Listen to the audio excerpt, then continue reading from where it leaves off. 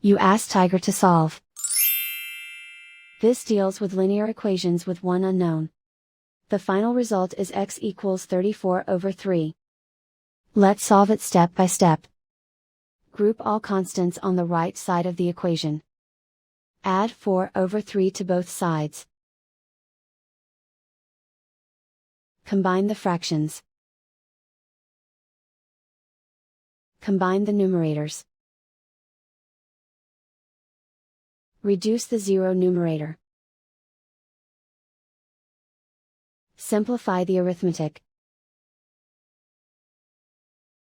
Convert the integer into a fraction. Combine the fractions. Combine the numerators.